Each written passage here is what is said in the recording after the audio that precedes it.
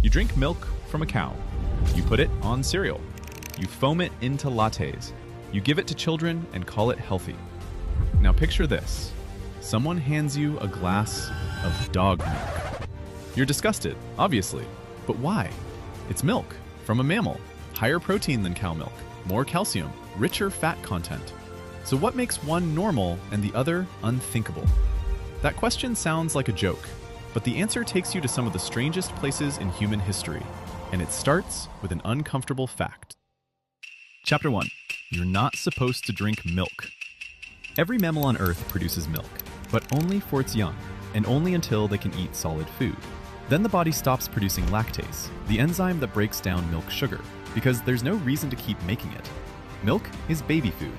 It was never meant for adults. Around 68% of the global population can't comfortably digest a glass of milk. Most of East Asia, most of Africa, most of South America.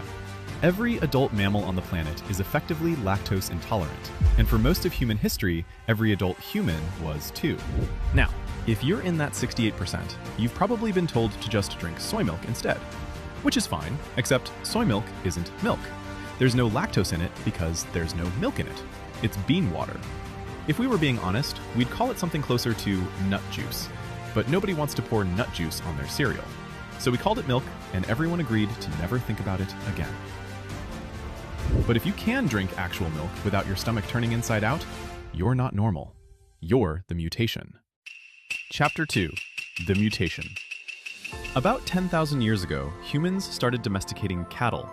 Not for milk, for meat and labor. Most people couldn't digest raw milk, so they fermented it. Cheese, yogurt. These weren't delicacies. They were a hack, a workaround for a product their bodies couldn't handle.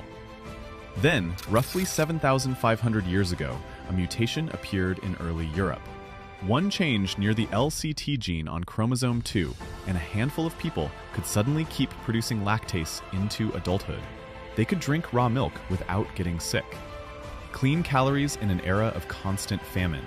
Hydration when water was unreliable. Fat, protein, sugar, calcium, renewable every single day from an animal you already owned. That mutation spread with shocking speed. Geneticists call it one of the strongest signals of positive natural selection in the entire human genome. Not because people chose milk, because the people who could drink it survived famines that killed everyone else. Chapter 3. Why the cow? Why cow milk specifically?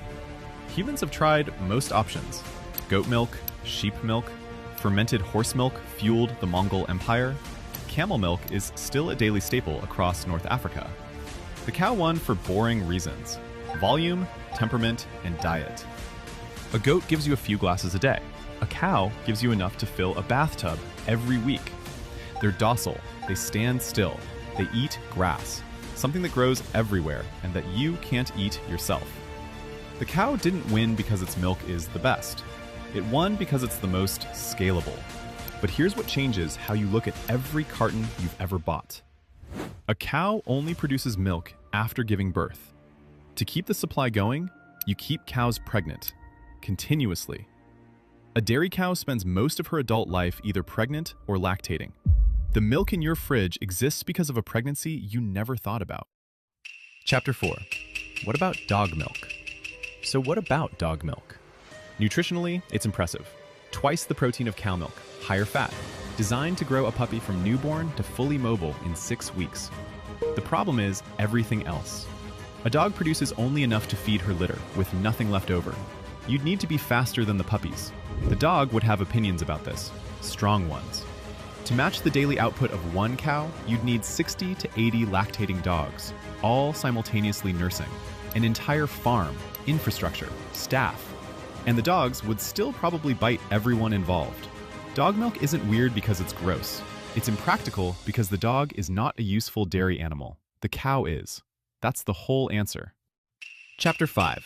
How milk conquered the world. So Northern Europeans mutated to drink milk. Cows were the ideal source.